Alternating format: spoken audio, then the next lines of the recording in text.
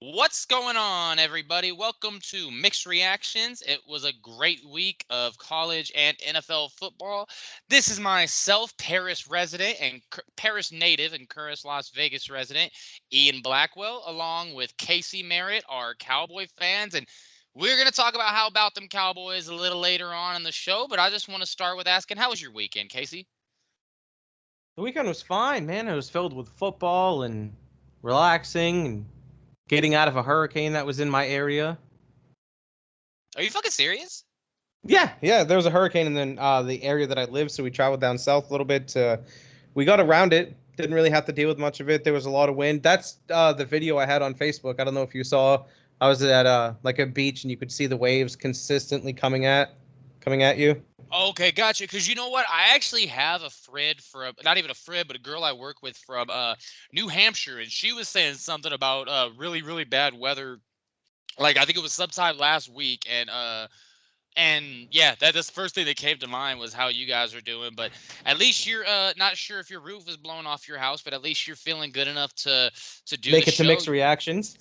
Absolutely, to make it to mixed reactions, because if you weren't here, well, I mean, Sean's already not here, so then we wouldn't be doing a show. But first thing I want to touch on, I think the whole nation is interested to hear anybody's take on this because it seems like anything Colorado, anybody is going to tune in. So, how do you feel about what Dion and those guys are doing over there? Like, wow, did you see the game on Saturday night? I did. And the thing about it is that I'm first and foremost, super impressed with how Dion has transitioned from Hmm. Jackson State to Colorado. Definitely proving himself worthy. Colorado's already ranked 19th in the nation, sitting at 3-0, coming off, of course, that very tough battle with my dad against an 0-2 Colorado State team. That's incredible that Colorado State, want to give some credit to them, how well they fought in that game as well. Of course, there's some bicker and bantering throughout the game, before the game. A lot of stuff was said and done. Of course, Colorado was able to outlast them. The Sander brothers balled out of control again. Shiloh getting that pick six, and Shadur, of course, tossing another 3 touchdowns, looking like he can really sling the ball, maybe at an NFL level with some coaching one day. And Yeah. the thing about Colorado right now that I'm a little hesitant on. I don't want to say that I'm down on them. I don't want to have any really negative thoughts towards them in a sense, but they went 4 for 13 Saturday on third downs. 4 out of 13 is not going to cut it against Georgia. 4 out of 13 is not going to cut it against Michigan. It's not going to cut it against Alabama. USC. Colorado's not absolutely against USC. Sorry. Yeah, not going to cut it against USC. Colorado is I'm not an elite team yet, but they're very well coached. They're very well poised, and I could see them. They're going to make some type of bowl game. I don't see them making it to the college football playoffs this year. Of course, they got Oregon this Saturday, then they got USC following that. That's really going to show us what Colorado is this year. Now they're going to grow. Give it 2 or 3 years. I think they will be in contention with those teams, especially if Dion remains the coach there, which there's absolutely no indication that he won't be. So pretty confident to say that he is. However, they're not there yet. And I'm not sure if you disagree with that. I'm not sure if you kind of see my point where the 3 out of 14 on fourth down, you do that against Georgia, you're losing by 40. Same thing with Michigan, same thing with Ohio State, same thing with USC, same thing with Alabama. They're not up to that echelon yet.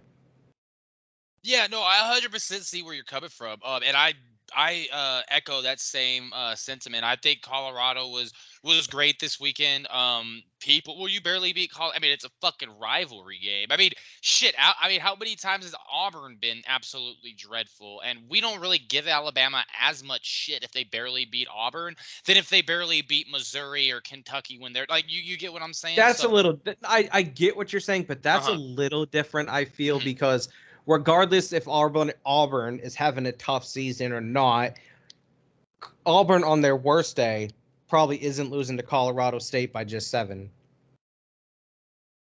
So the talent Mhm. discrepancy between those two teams is still pretty significant. We're talking about Colorado State and Auburn. Yeah, yeah, Auburn's, of yeah, course, for in the sure. SEC. They have NFL talent Right, every right. year from that school.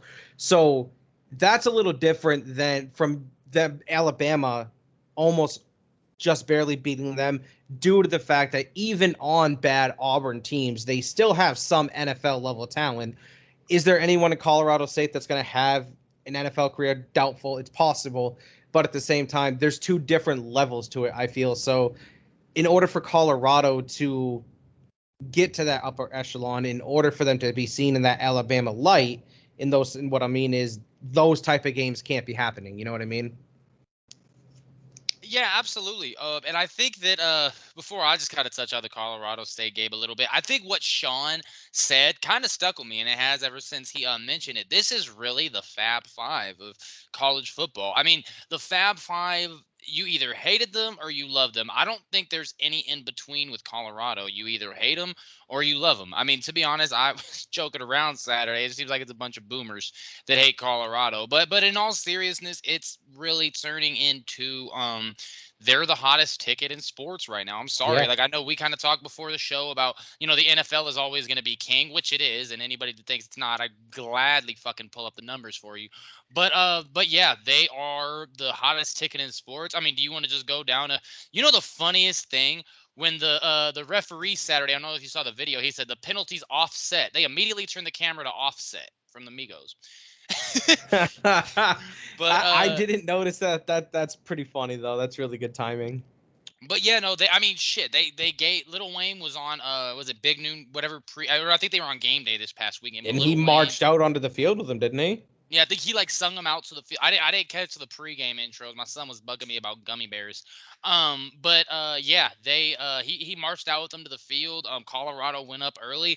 Give credit to Colorado State though. I think it's maybe a combination. Maybe it is a combination of we'll never know. I mean, we might know as the season goes along whether that was what we saw Saturday was just an issue of looking past Colorado State, or if it was just Colorado State really being prepared. But the coach was talking all that shit, and they came out and played. Shout out to them. I mean, if not for a 98-yard drive by Colorado, we might be having a different conversation right now. I was really, really impressed.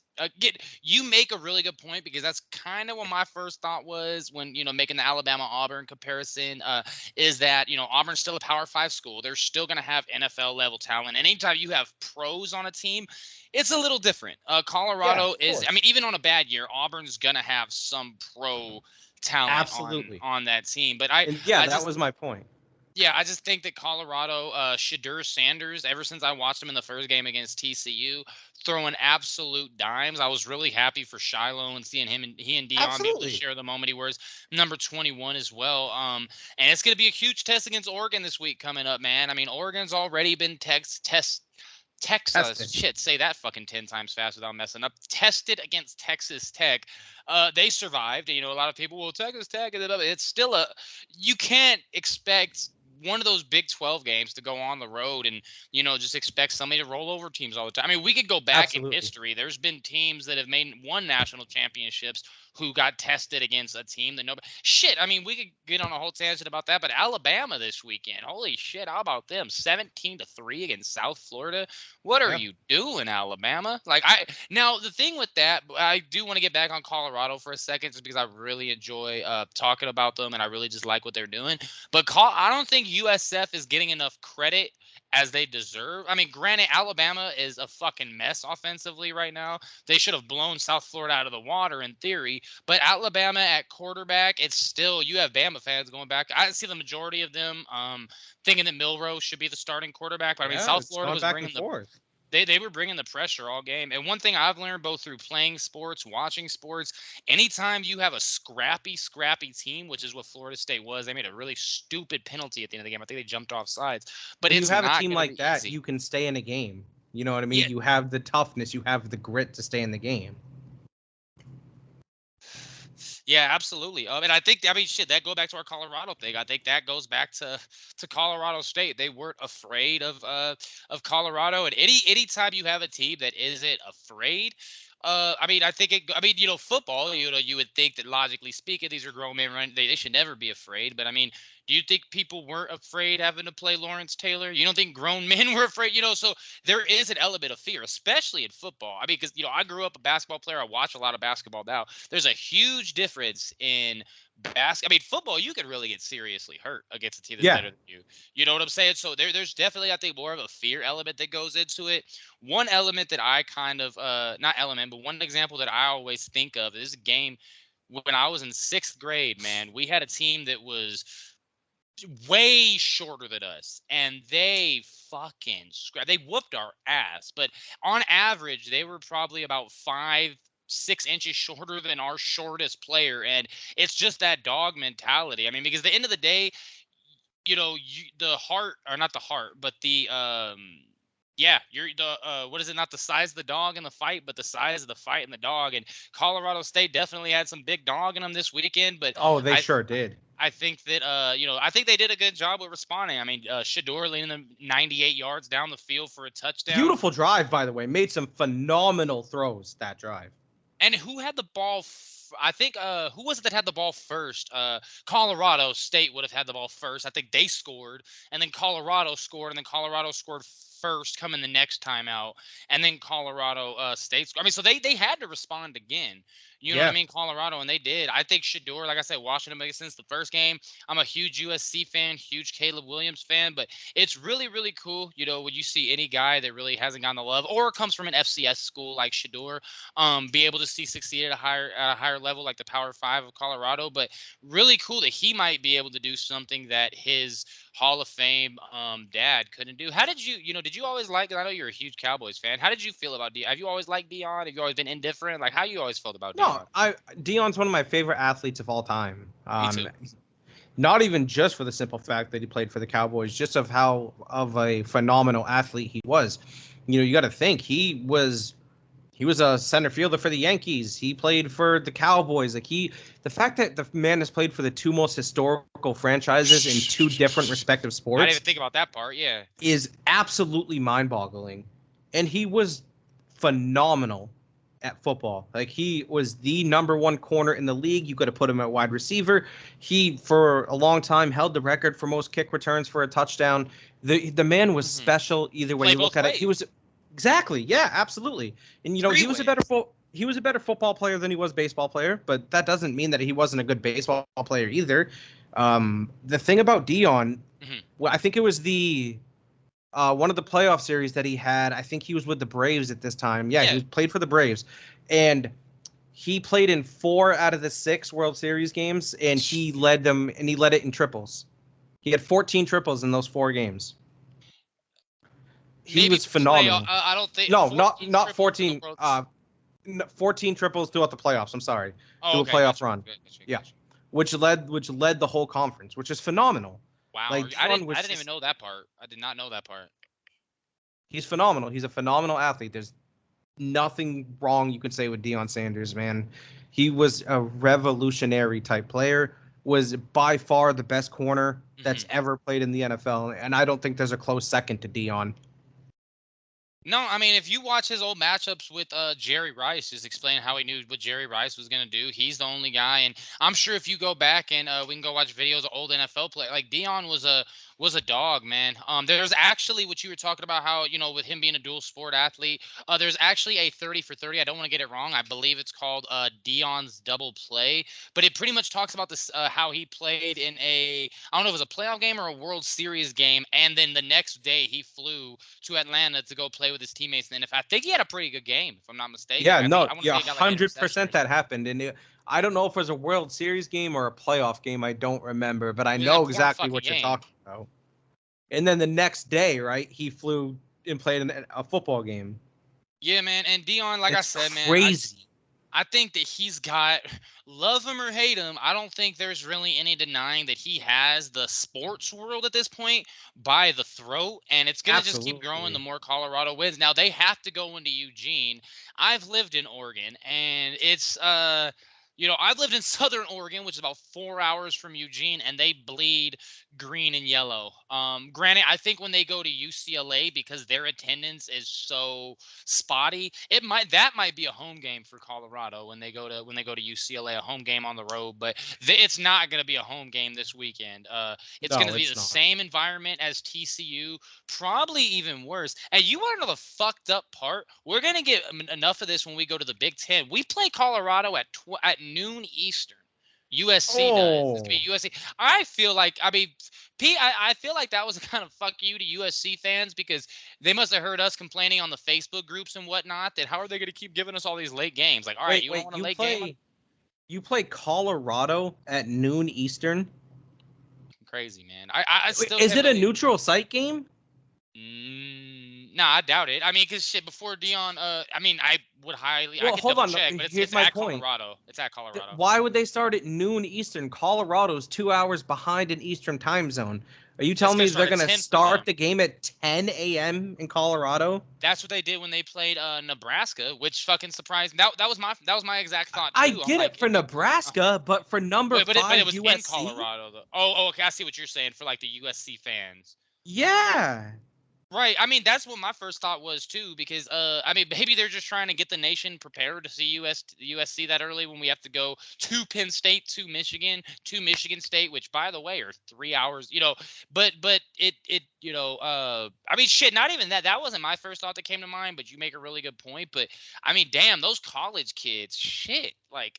That's gonna be an early ass game. I mean, I still Yeah. wipe my eyes going to my son's game at 10 a.m. in the damn morning. You know what I'm saying? Mm-hmm. Go and watch a big time college football game, that place is going to be fucking. If Colorado wins this weekend, and I swear to fucking God, if we lose to Arizona State, I'm going to fucking. Ooh, You're can't not say losing that. to Arizona State. But the thing, my fear is okay. I'll just tell you like this how I see it, and then we'll move on to some NFL. Because how about them Cowboys? But I think that if Colorado plays really well against Oregon, I think it's gonna make it.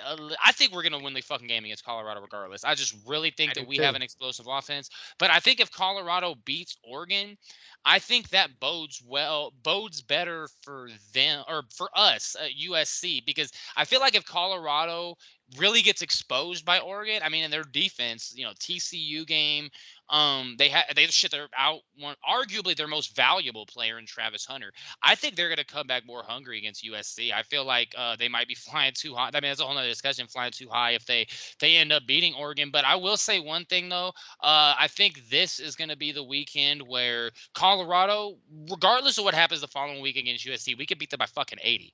But if Colorado can go into Autzen Stadium in Eugene and win this weekend, that's going to shut a lot of people up. I think there's going to be a lot fewer haters. I Doubters. agree to an extent because I Uh-huh. agree with the fact that if they go into Oregon and win, that's going to be great for them. That's going to give them true hype. I disagree with the thing you said before that. If they the following week get pelted by USC, nobody's going to remember that Oregon win. Yeah, that's true. But at the same time, what if USC? I mean, well, that's all hypothetical. Let's get a little bit ahead of the thing. But I see what you're saying. Like if they, because at that point it's going to be like, how good was Oregon, or is it going to be how good is USC? But yeah, man, really excited about what Dion's doing there in Me Boulder. too. I don't know. I posted this on Facebook the other day in our group. I don't know how, but like a couple of years ago, probably like 3, 4 years ago, I somehow was following the Colorado Buffaloes on Facebook. I don't ask me how, because this was only like 3-9, and those fans have been fucking miserable, bro. Like there's fans last year during one of the games. He's like, bro, there's nobody here. Help us, somebody. And then like a shine of. I mean, think about it, man. Colorado won one game last year. They've doubled that. I mean, what do they go 1-11? They've doubled that after 2 this year. Dion is just, man, like, love him or hate him, man. We really He's a winner. he's a winner, and I think we have to cherish the time that we're living in, man, because like the Fab Five, like this shit isn't gonna come around all the time. I don't know No, if we're ever gonna see somebody take the college football world by storm like Dion and his team have we in the won't. first 3 weeks of the season, and coming in and saying, I know you heard what he said. He said I brought my luggage with me, and Mm-hmm. it's ooey. And they were just on. He was just on 60 Minutes, and he pretty much said, like, well, shit, if you're a hard worker, if you really think you got that dog in you, those weren't his exact words, but I'm more or less paraphrasing. Then my words wouldn't hurt you. You shouldn't be mad about me saying go transfer. I'm gonna make you transfer. I'm gonna make you quit. If you really had that kind of confidence in yourself, what I say wouldn't fucking matter. And I think I've always kind of felt the same about LeVar and Lonzo Ball before we get into some NFL. I said that in a second, but people, how could you put that target on your son's back, bro? If he thinks the kid's great, he's gonna be great regardless. I mean, and the fact that if Dion and them can really shine with the hate on them, because there's a lot of hate. Don't get me wrong. Me and you love Colorado, but there's a lot of, I've been seeing nothing on Facebook. Well, there's only 3 fucking games. Yeah, it's 3 games, man. But at some point, we got to start giving Dion and his team some credit. But just really great, man. Really excited. But transition into the grown men now. How about them Cowboys? Man, as far as the NFL goes, I think just out of respect, before we go any further with the NFL, prayers up for Nick Chubb, man. That was a horrific injury. Same one he suffered in college at the University of Georgia. Obviously, his season's over. For us true football fans, we pray that his career is not, and that he can come back and be one of the best backs in the league, which he was before his injury, of course. You got to feel for Nick Chubb, man. You got to feel for the city of Cleveland, especially with that horrendous contract they gave Deshaun Watson. That's not turning out well for them at the moment. You can only feel heartbreak if you're a Cleveland Browns fan right now. Yeah, man, it's very heartbreaking. Very, very similar, probably worse than the injury that he had when he was at Georgia. But yeah, just very sad to see a guy who's, on any given day, a top 3 back in the NFL, go down. Especially with how good the Browns were looking up to that point, man. But just really, really hope that he gets better. Honestly, I was watching the game, but I was kind of on my phone. I turned away right when that happened, and shout out to definitely tip my hat to the Pittsburgh fans too, because there's so many times that we'll see fans, and I don't even want to point on the negative. I'd rather just wish Nick Chubb a good a speedy recovery, as speedy as it could be. But shout out to the Pittsburgh fans, man. No booing, no fucking jeering, just they chanted his name as he was getting carted off. Did they chant his name? I know they were clapping. Yeah, they're very classy by the Pittsburgh Steelers fan. I found it a little odd that ESPN refused to show the injury at all. And yet, that when Damar Hamlin collapsed, that got replayed quite a few times. That's a very, I could get it not even to an extent. Maybe I can see where they're coming from, because the Damar Hamlin, it's I get it. It's not a visual injury. It's not. It's not gruesome. You know what I'm saying? But when you see a dude fucking drop, that's scarier to me. Seeing a dude scarier. Randomly drop. That makes you think it could happen to me. Knee pop. Exactly. It's much scarier. And ESPN had no issue showing a 3-legged replay of his injuries, then cutting to the Whopper commercial. But they won't show the Nick Chubb injury? Whopper. Sorry. Yeah, no, that's exactly what happened, though. That's exactly what happened at one point. That is what they did, play the commercial right after. Directly after. Joe Buck sounded like the whole world was ending. Folks, this does not look good, and we'll be back as soon as we can. Whopper, double Whopper. Like, are you kidding me, ESPN?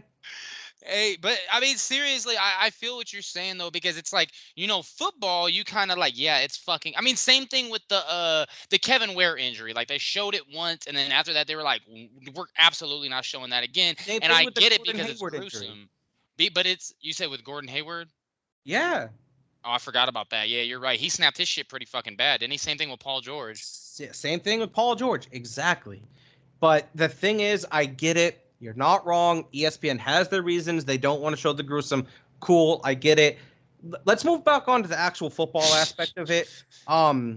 Jerome Ford stepped up really well for Cleveland after Chubb went down. He had a hell of a game. He rushed for over 100 yards. So I'm not going to act like Cleveland's dead in the water by any means. But when you really think about it and you break down the play of Deshaun Watson since he came back as Cleveland starter, he hasn't been good. And so if he doesn't rebound, that's going to look 10 times worse than the Kirk Cousins contract that the Vikings had. Deshaun Watson was an all-pro quarterback. I think he's made 3 or 4 Pro Bowls. I know it's one of the 2, 3 or 4. I don't know. I can't remember the exact number. But phenomenal athlete. Obviously, we know what happened with the sex scandal. Since then, since he's come back, he has not been the same, and I don't know if it's going to ever come back.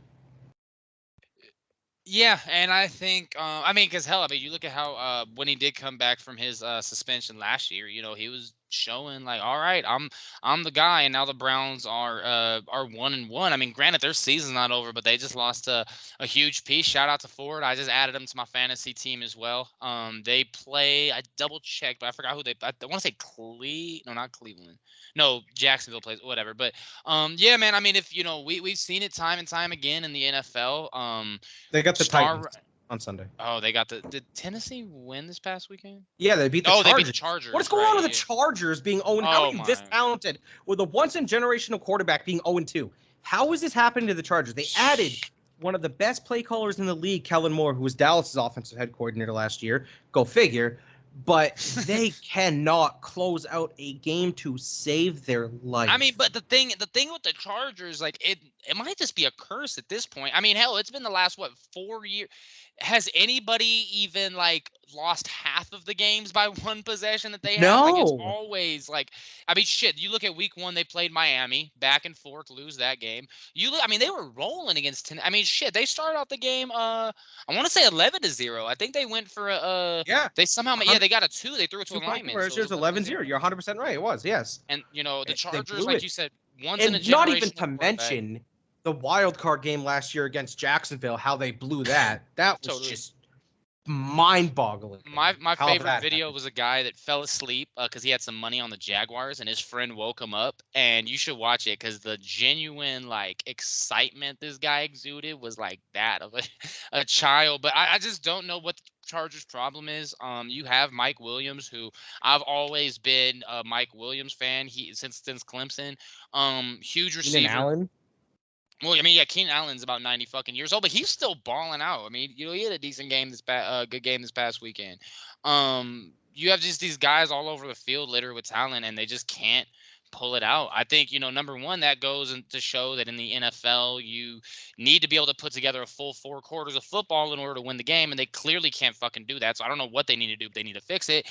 And then number two, it shows that they might need to make more changes because I just don't see how You can after stop year beating around the bush, Ian, and say they need to fire Brandon Staley.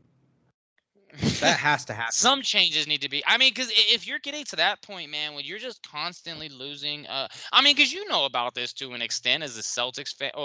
Doc Rivers didn't really choke with the Celtics. I mean, I know as a Clippers fan, Doc Rivers, like, it's just something about him. Like, you're just not getting the job done. You can look great for 3.5 quarters. They didn't look great for a whole 3.5 quarters. Don't get me wrong, but you can look great the majority of the game. But when it comes down to it, if you can't close, you can't do anything. And speaking of clothes, before we forget about it, how about them Broncos, motherfucker? I was sitting here, man, fucking, you ruined the fucking Hail Mary for me. I was watching. I did this not shit. mean to.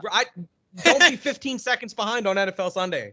How about that, Ian? Don't be 15 seconds behind. I mean, just because you have 9 fucking monitors with a satellite connection coming in from fucking space at an elite level. But yeah, man, I just see you type, holy shit. And I'm like, okay, well, the Denver game is like the only game that's still on. They probably got a Hail Mary. And so I see them tipping. I'm like, what the fuck did he say holy shit for? And they tip it again. I'm like, yes, yes. And then my connection went out. And as soon as I got the stream back going, and what a great win for the Commanders. Like, motherfucker.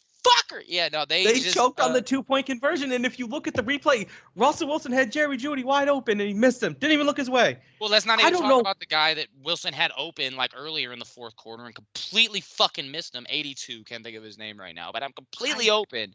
Don't know what's going on with the Broncos. 2 straight weeks having leads, 2 straight weeks blowing them late. I don't understand. This was supposed to change with Sean Payton. This was supposed to be a Nathaniel Hackett problem. Obviously, we could talk about Nathaniel Hackett's struggle as an offensive coordinator this past Sunday. We'll get into that in just a moment, folks. Don't worry. But what I'm talking about is the breakdown that the Broncos are having in the second half. Sean, where are you? First of all, we need you for this segment because you need to get into depth with this. I was really disappointed because I was really gonna let Sean cook more. Exactly. This was perfect time for Sean to cook about the Broncos. I don't get it. And if Denver doesn't fix whatever is going on, I'm not saying Sean Payton is going to be on the line for anything because I don't believe that's going to be the case. Not yet. No, I don't think so either. But Russell Wilson, your time in Denver might be coming to a quick end at this point. This might be year 2 and done if they don't get this problem fixed. You know who they have on Sunday? Mm-hmm. The Or no, I Miami don't. Dolphins. Sorry. They got the Ooh, Dolphins. is it in? I'm guessing it is in Miami. It's in Right, because they Miami. just played 2 games and Yeah, also what other thing I was wondering too, why does it seem like so many teams are playing back-to-back home games or back-to-back? Raiders barely have their. Am I tripping? Did they change something with the schedule? Because there's like multiple teams have played 2 road games already. yeah, Or they is have. this who Or I'm? back-to-back home game. The Patriots had Eagles at home and the Dolphins at home. Lost them both. But they've had 2 straight home games. The Broncos had 2 straight home games and lost them. Dallas is one. They've had one on the road. They've had one at home. Mhm. So I'm not sure. I can't think for the rest of the league. Kansas City played at Jacksonville this past Sunday. Detroit's been on the road. Nope, Detroit played at home this past There's Sunday. one, So yeah, they have 1-1, so maybe I'm yeah, just tripping. so it's a lot of it's 1-1. There's a couple teams that have played 2 straight. Regardless, something needs to be fixed with Denver. I'm not sure what's going on with them. Russell Wilson once again threw 2 touchdown passes in the first half that didn't do diddly in the second. That Hail Mary doesn't count. That's a fluke. That happens once every couple years. Regardless, what the true nature and what the true conversation this week is in the NFL should be, how about them Cowboys? You know what? Ian, before I cook, because I want to cook, I want to let you dive in with your unbiased take on what happened Sunday between the Cowboys and the Jets. And of course, you can go into the Nathaniel Hackett route if you would like for his struggle as an offensive coordinator without Aaron Rodgers. I just want you to cook on your end. Give me the unbiased view. I want to hear a couple different points. I just want to see if you can touch on them. Right. The first point I would like to go at, was this more Zach Wilson being overmatched and overwhelmed? Was this Nathaniel Hackett? Was this straight up good Dallas defense? And the last thing that I want you to touch on yourself, and I'll give you mine as well too. I want to hear your top 5 power rankings in the NFL at the moment. Double whammy. Yeah, no, I think when it comes to Dallas, people make jokes about, well, Dallas fans do this every year. I don't remember I've ever seen the Cowboys like this motherfucking dominant on defense. Granted, we're 2 weeks into the season. Forcing Zach Wilson into 3 interceptions. You know what I'm saying? Let me say this really fast. It tails off your point. I'll let you cook after this. Yeah. So far in the first 2 weeks of the season, the score is Dallas 70, New York 10. They played the Giants and the Jets and beat them by a combined score of 70-10. Yeah. So yeah, I think that, man, it's not going to be easy with Philly in your guys' division. We saw them struggle in week 1 against, the Eagles, which I really wanted to get Justin on the show after that game just to see what he thought, because I know he was fucking terrified after to play the Eagles week 1, but they showed out. But then, you go and beat Minnesota on Monday Night Football or Thursday Night Football, and god damn, they're 0-2. But Dallas, man, I just think that, granted, they've played the Giants, who, beside the fact that they beat a middle school team this weekend doesn't impress me too much. Good for them. Good for them to come back 21-3. But and then you guys go and beat the Jets. Aaron Rodgers-less Jets. I think Dallas's defense has looked absolutely phenomenal this season, but it's gonna take some convincing for me. But I thought Dallas looked fine. You have Prescott going 31 for 38, 255 yards passing, 2 touchdowns. Absolutely shutting down Wilson, making him throw 3 picks, 12 for 27, not even completing 50% of his passes. So I think that you guys are going to be in a really good position. I've been saying it for a while. I think Parsons is, granted, as a Rams fan, it's pretty hard for me to admit with Aaron Donald on our team, but I think Parsons is the most feared defensive player in the league at this point. Just especially coming from that linebacker position and being able to, just really scare people. And then now you have Gilmore on the secondary. You know what I'm saying? So Dallas is really good. I'm interested to see, who do you guys got this upcoming week? I looked it up earlier, but I don't remember. We have the Cardinals. Okay, so after you guys beat them 80-0, then we might see. Let me see what the fucking spread on that game is, bro. It's Dallas -12.5. I saw. That's it? Yeah. What the fuck? You guys were favored a couple of years ago. I want to say you guys played the Dolphins. There was one game where you guys were favored by like 21 points, which was like a few years ago, was like the biggest spread And NFL, oh, you guys are gonna cover that shit. I think a lot of people are gonna look at that. Well, I don't know. It might be a trap. It's no trap game. The Cardinals are fucking dog shit. They look decent. I mean, think about it. Both weeks they've showed signs of life. I think this past week the Cardinals losing to the Giants, that is demoralizing. The Cardinals were. I mean, you you pretty much said before the season that's 2 free wins for the Rams. The Cardinals have done. They've jumped out to some big leads. Woohoo! You still lost. Who the fuck is calling me? You still lost to the fucking the Commanders, and you lost to the damn Giants. Giants this past weekend, man. Like it, you just yeah, I don't know, man. You guys are gonna absolutely demolish the Cardinals. I think Dallas looks good. I think as time goes along, we'll be able to see, but their defense just looks so fast this year. And Trayvon Diggs got a lot of was it last year? What was the year he got all the picks? Year before last? 21. Yeah, Right, 2021. so he got a lot of shit last year. People saying he got burnt. He's definitely a gambler, but has more of a veteran secondary now. Parsons is a year more experienced. I think Dallas is gonna do awesome this year. I mean, granted, they have to still contend with Philly, and Philly is a very solid. Philly is good all the way around. They are a strong team. No question about that. Yeah, I don't know, man. I think you guys right now are the favorites to win the East. You guys aren't. Nobody's doing you guys any favors being in that division. I know the Commanders are 2-0.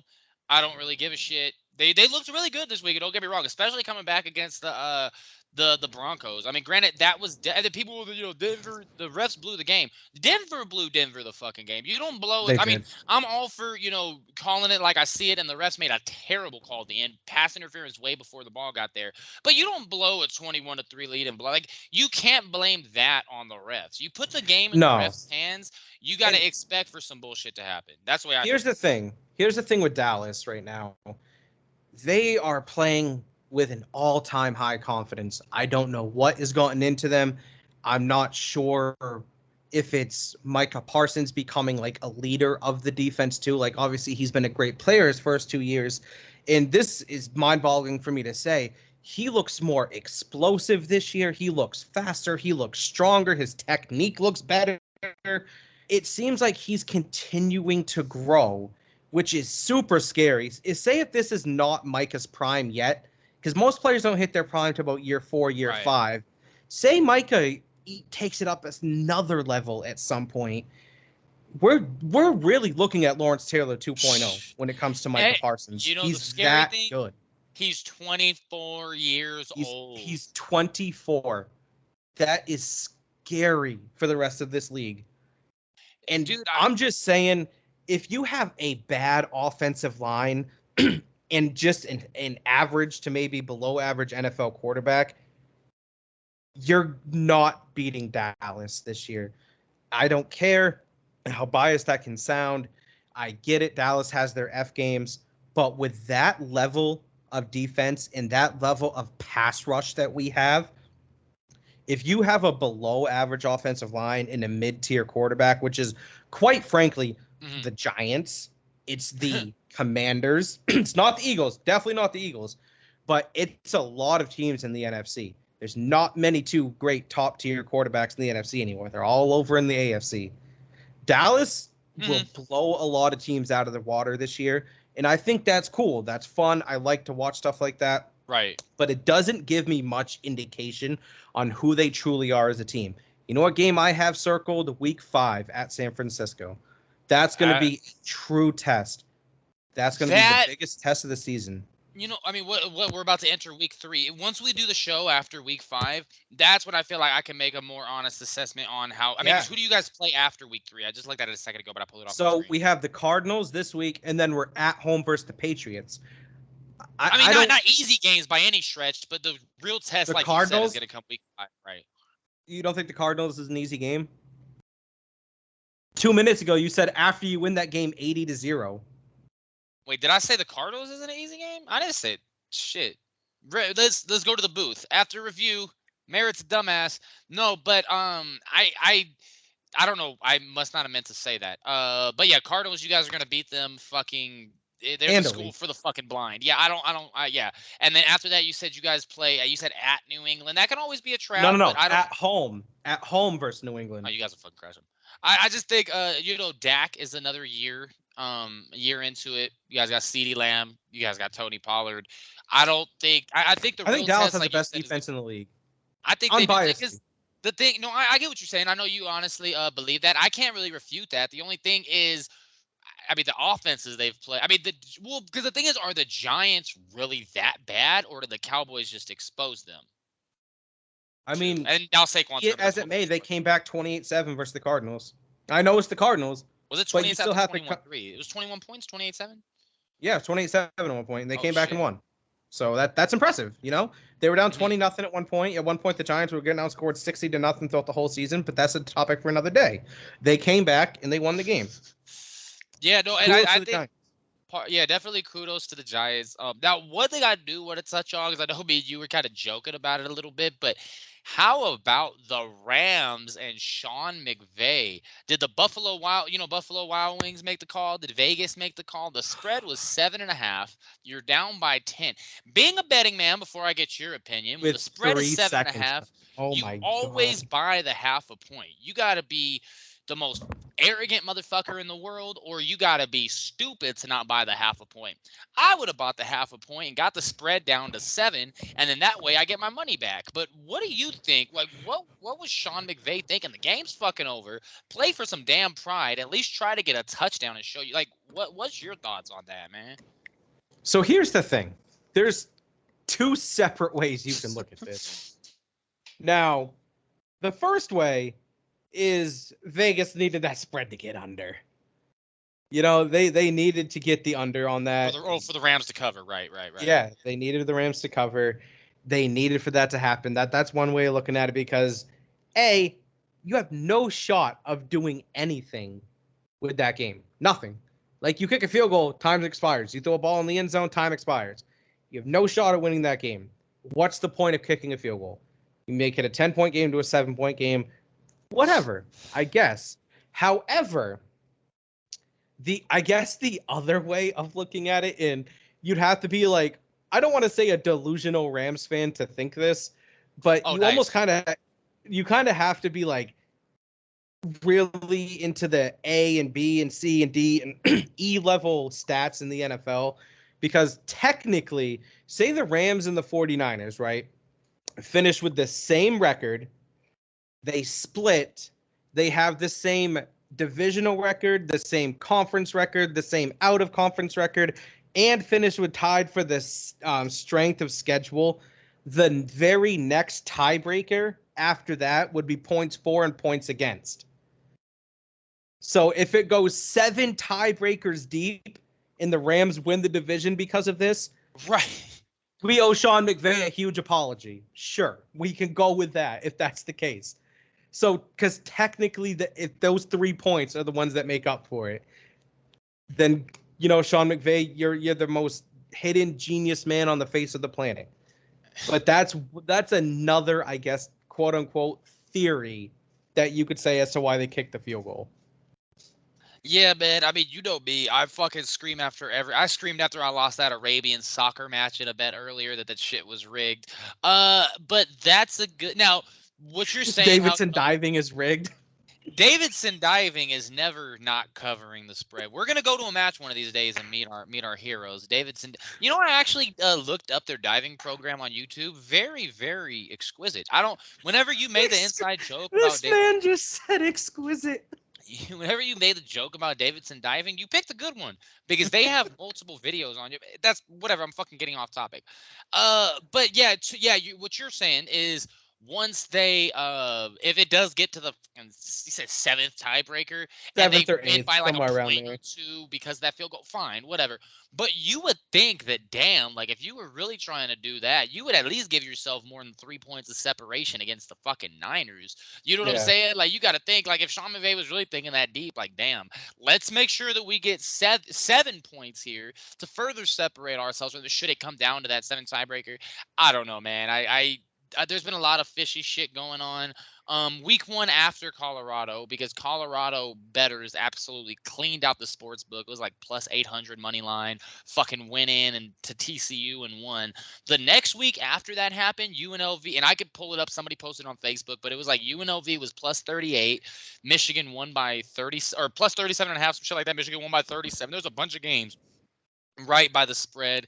I mean, that might be another topic for another day. We kind of touch on it briefly. I'm not going to say sports is rigged, man, but when you have a $1 billion industry, you don't think somebody is controlling something? When I you, agree. okay, say, for example, the fucking Patriots and the Jaguars a few years ago. Jaguars got fucked out of some calls in the AFC. It's been a while. I'd have to really go back, but I was at the sportsbook. Jaguars got absolutely fucked on some calls. Do you think anybody wanted to see the Jaguars against the Eagles in the Super Bowl? No, they want to see the Eagles beat big bad Tom Brady. So you think the NFL isn't? I mean, that's just one example. I don't have the game in front of me. I'm not gonna. I'm sure the Patriots fans are gonna hate me, but my point I'm making is, you don't think in a multi-billion-dollar industry there's somebody pulling some types of strings? I mean, granted, going away from the, well, I mean, not even going away from it. Hell, now the NFL and sports, they promote gambling. You have Yeah. FanDuel commercials, DraftKings commercials, every other commercial. Granted, I remember even as a kid, you would always see on the ticker the spread, maybe the over under. But now, I mean, shit, I watch like every UFC fight, and they'll, when they're introducing the fighter, they'll have the money line up on the screen, or they'll show the in play betting. Like, they want to get people to bet. Before, as of 2000, I want to say 19, before 2019, I think Nevada was the only state that had legal sports gambling. I was watching a video on this other day. Now it's like 30 states. Like, it's so huge. I had a friend telling me about, was it fucking Prize Picks or something like that? It's another, I don't know if it's legal in Maine, but sports betting, I know it is in Rhode Island. But I mean, I just think, man, it's too much money to be lost to not sometimes not call a pass interference, or let a holding Yeah. to be able to give somebody some kind of influence. Because when you have that much money at stake, at that point you kind of might start thinking logically that nobody wants to see the fucking who are the two teams that didn't make it last year? The Bengals and the fucking, who the Eagles beat? The Niners. I mean, well, the Niners would have had like, the Niners would have got their ass smashed, considering that, They Purdy had got. to use Christian McCaffrey as their quarterback. Yeah, 100%. I thought they put Well, Josh Johnson got hurt too, hey, remember? oh shit, he did get. Oh really? Yeah, because oh shit, he got hurt. I totally forgot. He did. I know Purdy got hurt. Oh, okay. Purdy and Josh Johnson. I mean, hell, if there's anybody you're gonna put in there, it's gonna be White Jesus. That dude is amazing. But yeah, He's man, something different. yeah, it's like, that's a whole other topic, man. I just think when it comes to sports, bro, there's way too much money to be lost to allow, especially the Super Bowl, which I'm pretty, other than the World Cup final, which is a little bit different because that's the whole world watching, because soccer is the biggest sport in the world. You gotta like pull some strings at some point, man. Like, you gotta protect your investment. And before we go into the last topic at NFL and then ultimately get into the question afterwards, did you hear that the HBO Max is going to be streaming fucking NBA playoff? It could be streaming, like, I think it was like 62 NBA games, the Huh. one of the conference finals series, the in season tournament, and something else. And they're gonna get the NFL is still king. NFL is gonna be king for at least the next 10, 15 years, because it's fucking football. It's Sunday. The thing about the NFL is it's like a religion, not a religion, but it's almost like maybe cult's not the right word, but it's like, if Sunday means football in September, Yes, of October, course. November. Yes. Sunday means Now, football. before we do move on, of course, I have a good little idea I think you and I should run with here. Let's go down the list. Let's make our week 3 picks for this NFL season. And then what we can do from there as well. I still want to hear your top 5 power ranking. Yeah, and I just realized that I completely ignored your question about that. But yeah, let's you don't have the list in front of you. I've had those I got those all the games pulled up right, here. right. I'll ask them you one by one. We can go over them for a quick second Are if we you want. are we going outright, or are we going with we're just going who's gonna win the fucking game? Who's going to win the game? Absolutely. So starting off Thursday night, we have the New York Giants at the San Francisco 49ers. I think we both pretty clear 49ers in a blowout. Niners in a blowout. And give me just because once I do better than you this week, I'm gonna make sure on the next show to wow. Talk about preparation, folks. This is what you get with mixed reactions. Live content. Live content that I'm going to fucking edit. Okay, 49ers. Gotcha. And then next time, 49ers. we'll just alternate. You do one, I do one. Falcons, Lions. Who you got? Lions. Feels like it'd be the Lion thing to do to lose. I got the Lions as well, though. I think the Lions are different. They just ran into the Seahawks, who completely mocked them with a ski mask thing after the game. Okay, so we both got Niners. We both got Lions. Bills. I'll do this one. This oh yeah, right. By far the most intriguing 1 o'clock game between two 0-2 teams that I've ever seen. Chargers. 1 o'clock for you. Chargers at Vikings. That is a desperate. I mean, before I get to my pick, I want to say Tennessee and the Raiders last year. They were either both 0-2 or both 0-3, but that was a good game because they were both desperate. Dude, and it's in Minnesota. I got the Vikings. Dude, I don't have no faith in the Chargers. But I mean, just knowing my fucking luck, considering I haven't won a bet in like 3 fucking weeks, the Chargers come out and play like the fucking 07 Patriots during the regular season. Give me the Chargers. Give me the Chargers. Okay. Disagree on something. Okay. All right. So the next game, because I think we're kind of going. So if we repeated it, we just kind of realize it because I'm on CBS Sports website. We got Bills Commanders. Who you got? Also a 1 o'clock Eastern showdown. Bills Commanders. I'm rolling with the Bills. Josh Allen for president. Give me the Bills also. What's the next game, Merritt? Next game, sir. The New Orleans Saints travel to Lambeau Field to take on Jordan Love and the Green Bay Packers. Packers are -2 at home, which I think the home team automatically gets 3 points, which really like Saints -1. So the Saints -1 technically. I'm gonna roll with the Packers. I'm rolling with the Packers too, man. God damn it, we gotta stop agreeing so much. I just don't think that. I don't know, I think man. The Saints are fraudulent 2-0 because they beat the Panthers last night and they beat the Tennessee week 1. Yeah. Right. I think they're fraudulent. Fraudulent. And just going back to what you know what? That's totally different. Never mind. The Chargers and Vikings are both 0-2. I don't know what I was thinking about, but okay, we both got the Packers. Next one here is Broncos at Miami. Miami. Sorry, Sean. Miami in a blowout. I got the Dolphins as well. What's the next one? Not Titans. I'm sorry. Texans at Jaguars. I got the Jags. Jags are -9.5. I got the Jags blowing their ass out. Jaguars. Jacksonville. Yeah, you left my fucking keys in the door yet. For all my main people. Colts at Baltimore. Baltimore. I think we're gonna see a shocker. I'm going Colts. Going Colts. Wow. Is Anthony Richardson playing or is it Gardner Minshew? Let me see what Richardson's status is. But I just think we're the Ravens. No, you can't go back now. You said Colts. No, I said Colts, even if it's Gardner. Even if it's Gardner Minshew. You know, the funny thing is, before we get to the next one, he was actually on Last Chance U. He was he played for, I want to get it wrong, I think it's like Northwest Mississippi College. He was playing against East Mississippi in one of those games, but he played against them, and they're like, Minshew drops back to pass. I'm like, fucking Uncle Rico and shit out here. So I looked it up, and sure enough, it was him. But okay, so I got the Colts in an upset. Let me look at the injury report real quick. I mean, the Colts are 1-1. They opened up the season beating who the fuck did they beat week 1? Let me pull that shit up. Or no, they won last week because they had lost to the Jaguars week 1. They beat Houston by 11 last week. Let me see what Anthony Richardson's status is. Just regardless, I think the Ravens are in for a disappointment next week. Who did the last one? Me or you? You did the last one. So go ahead. The next game here, it's the second to last game on our 1 o'clock schedule. The Titans travel to Cleveland for the dog pound in the Deshaun Watson-led Cleveland Browns.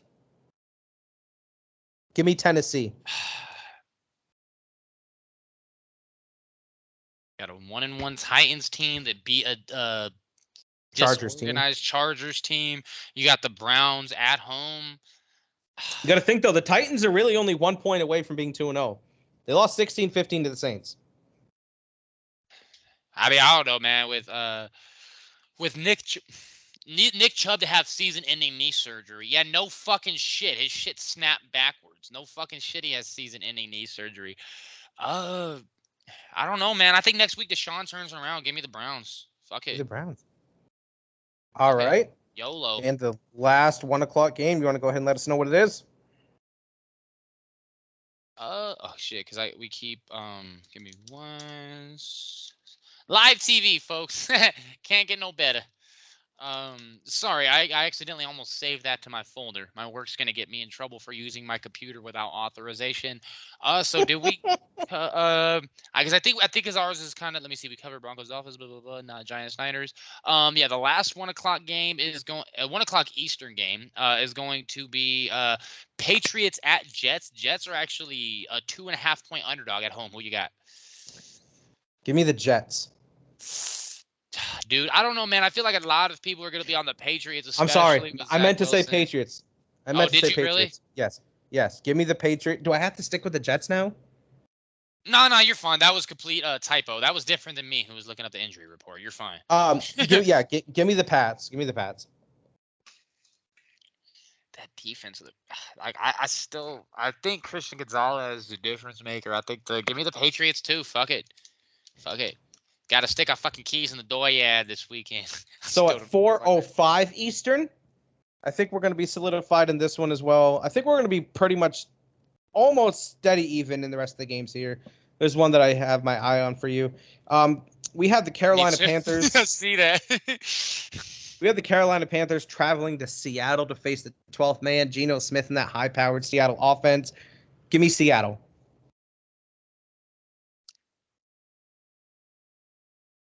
Yeah, man. You have an 0-2 Panthers team.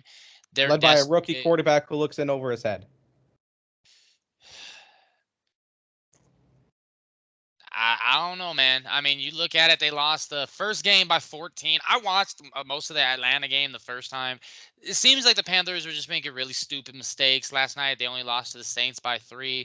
But Seattle, I think, gained a lot of confidence with that win. I'm going Seahawks as well. You want Seahawks as well?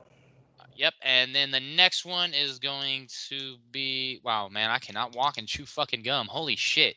We're going to have Bears at the Chiefs. Chiefs are 12.5 point favorites. You going out on a limb and picking the Bears? Not a shot. I wouldn't pick the Bears if they were playing me, you, and Sean in pickup. I am going to take the Kansas City Chiefs. I really think Justin Fields would probably cook us, but I'm taking the Chiefs as well. Your turn. And I think I know which one you're going to mention because that's the only game, I think. So the next 4:25 Eastern game, we have the Dallas Cowboys coming off that big win against the Jets, going into Arizona, who blew a 28-7 lead to the Giants. Goes without saying, give me Dallas. That wasn't very exciting. Steelers at Raiders in Vegas. You didn't give me your pick. Hey, come on. You know I'm not picking the fucking Cardinals. Steelers at Raiders. Sunday night. Give me the Raiders. Why do we have another doubleheader Monday? Raiders? Give me the Raiders. Yeah, I don't know, man. Fucking Pittsburgh's defense looked pretty decent last night. Man, it's like the Raiders are like one of those teams. Like I just feel like they have. I know. So much, but it's just you. I'm sorry, I didn't write yours down. You said Raiders? Yeah, give me the Raiders. Okay. Fuck, man. That shit. Ooh.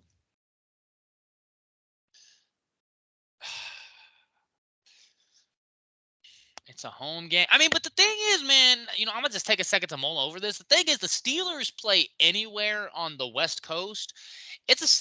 Damn near anywhere in the NFL. They have shitload of fans. It's in Vegas. Yeah. I mean, I can look up the Vegas or road fan attendance, but it's usually pretty good. It's going to be tough, man. I think the Raiders are 1-1. They got dominated blasted by the Bills yesterday. I think the Raiders come back and win too. I hate agreeing with you just because I hate your fucking guts, but I got Raiders as well. Okay, so we got wait. This is an intriguing game. Philadelphia and Tampa Bay.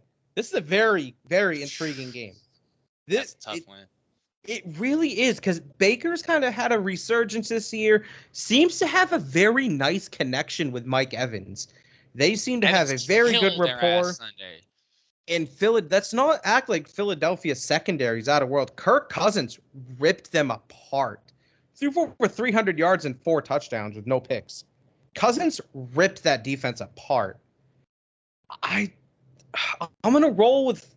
I hate saying this. I'm gonna roll with Philly, and I fucking hate the Eagles, but I'm gonna roll with Philly for the sake of the pick, because my head says pick Tampa because I hate Philly, but my gut's like Philly's the better team. I'm rolling with Philly in that game. Yeah, man, that one is so difficult for me to, because like you said, Baker completed over 50% of his passes this year. I mean, granted, well, shit, week 1, they beat the fucking Vikings. Last week, they beat the Bears, who, I mean, like you said, me, you, and Sean could beat the Bears playing pickup with one dick time behind our back. But if I had to pick, man, I feel like we're picking a lot of chalk here. I mean, it's going to be tough, man. I think there's a lot about, there's a lot about Tampa to like. But it's still Philly, man, regardless of if it's on the road. Bro, I feel like as soon as I pick that, give me the fucking Buccaneers. Fuck it. All right, give you the Bucs. I know you want to ask the last game because I see exactly what it is. And first of all, why are we doing wait, matter of fact, before you do that, let me see if we got another doubleheader in week 4, because I kind of liked that last night, the little doubleheader thing. I thought we always had it in week 1. I thought. Let me see. Week 4. I think this is the last one. This is the last one. I mean, at least for the beginning of the season. Okay. Go ahead and ask it. For the final game of week 3, we have a Super Bowl rematch of just 2 years ago. The Los Angeles Rams and the Cincinnati Bengals. Now, a lot of this, I hate saying that we have to pick depending on the injury report. A lot of this is going to have to do with the calf of Joe Burrow. Something seems off with Cincinnati. You could argue they started 0-2 last year. I get it. And they went on to get to the AFC Championship game. It's all fine and dandy. I'm happy for them. The Rams look pretty good. They only lost to 7, but to San Francisco, they should have lost by 10. We already covered that. But the Rams have looked much better than anticipated. Looks like they have Cooper Kupp 2.0 already on their roster. And exactly. Mm-hmm. I almost want to say give me the Rams, but I'm going to play devil's advocate here for you so we can disagree on something. Give me the Bengals. I know I was very negative for the season, and Sean McVay, fellow Rams family, my Ramley, as we like to say, whose house? Our house. This weekend, give me the motherfucking Rams. I'm rolling with it, and I'm not looking back. Yeah, I'm not looking back at all. Fuck society. I love it. Okay, so there's the week 3 schedule. I'm glad we went through all the games. We'll tally it up. We'll see who has a better week. Should we do any type of like small wager on this? Not money, but like some type of like friendly bet. You know what I mean? Just to live it up a little bit. We'll think about it. What did you have in mind? No. Think about it. What you have in mind? I don't know, like whoever. First of all, I want to get this out there. I'm not sucking nobody's dick. Go ahead. I mean, I think that should go unsaid. Like, you're over here doing that for free. Why would you have to play? No, I'm just kidding. I'm just kidding. Go ahead. So I think one thing that we could possibly do is say the loser has to put their Facebook profile picture as like that. Something, not exactly that, but something like that. It's not something that we have to set in stone right now. Maybe it's something we can do for next week so we have a clear description of what it should be. But something like that would be fun to do in the future. No, I feel like hold on. Cowboys pictures. Jerry Jones with no shirt on. Nah, let me see. Dallas Cowboys pictures. I lost a Utah football bet like this once, and I had to change my thing to a Utah football helmet. Because don't worry, I'll find something pretty. So fun story. Back in 2019, cheerleader. Back in 2019, I had to wear a Tom Brady Patriots jersey to work. I had to wear all day at my office. because I had a bet on the Patriots Cowboys game and the Patriots ended up winning. So I had to wear a Tom Brady jersey the whole day at work. Oh, I know that was killing you, and I know people probably know how much you like the Oh, Cowboys absolutely. too. Yeah, And I was before we get to the question later in the show, there's a story that I want you to. It's nothing bad to where I'm putting you on blast, but there's a story that I want to go over. Oh God, there's some pretty embarrassing. Well, no, honestly, when I typed in Dallas Cowboys funny pictures, it's just a bunch of pictures making fun of you guys. that's pretty standard. But I say it's some kind of profile picture bet, something like that. We'll kind of discuss the specifics. We'll maybe do a little bit of WWE promo trash talking on our Facebook page. But yeah, we could definitely do something. So before NFL power rankings, because Yeah, uh, let's get to the power rankings uh real quick. I'd like to hear your top 5 before I dive into mine. It's been mhm, such a like mhm. ferocious, I guess, start to the season. It looks like it. It's very, very intriguing so far. Very happy, of course, on my end with Cowboys outcomes for their games. There's been a lot of really nail biters. There's been a few Sure 1 point has. games already this season. What is your top 5? Who are your top 5 teams in the NFL? From 5 to 1, of course. That's something I've kind of been mulling over as I'm watching this. I was mulling over as we were talking about it before the show. I think, granted, with the Patriots kind of being an unknown and the Chargers, we've seen their struggles. Chargers still have some talent. Well, I'll kind of place Miami in. I was more or less thinking out loud. Sorry. My number one right No, now, 5. 5 to 1, not one to or five. 5 to 1. Oh, right. Okay.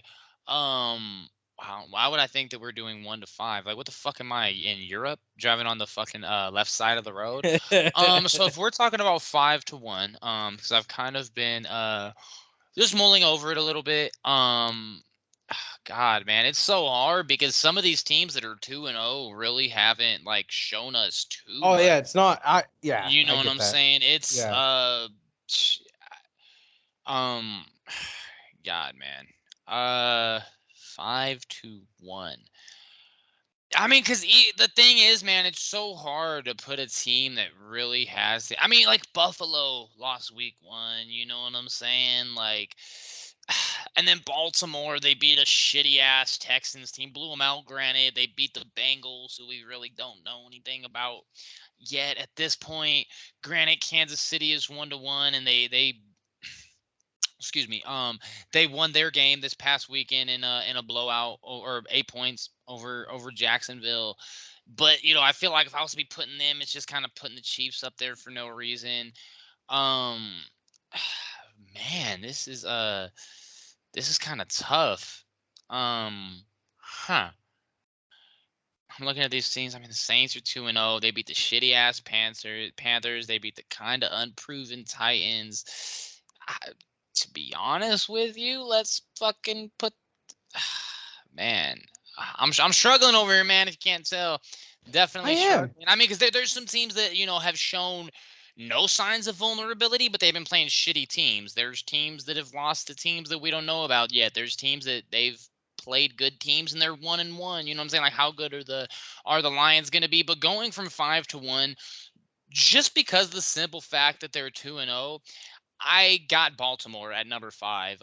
Okay, Baltimore They at 5. they they really didn't show any really allude at all that they were going to lose week 1 against the Texans. I fucking had money on the Texans in that game just because I was trying to make a big payday.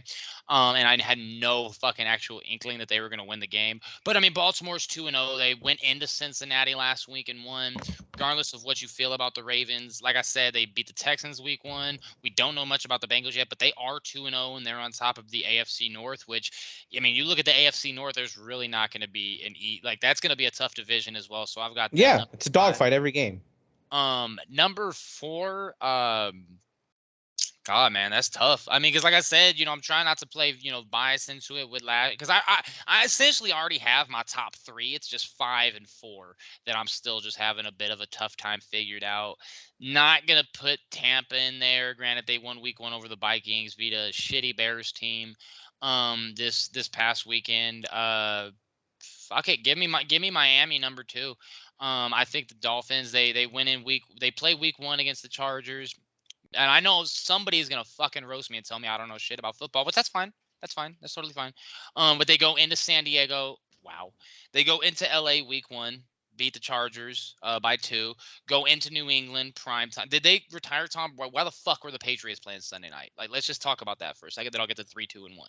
How the fuck were the Patriots playing Sunday night? They're still there. I mean, when you think about it, due to the legacy that they've created, they're still going to draw national headwaves. It's the Dolphins who are putting on a spectacular offensive clinic every week right now. I get it. So it makes sense to me why they did it.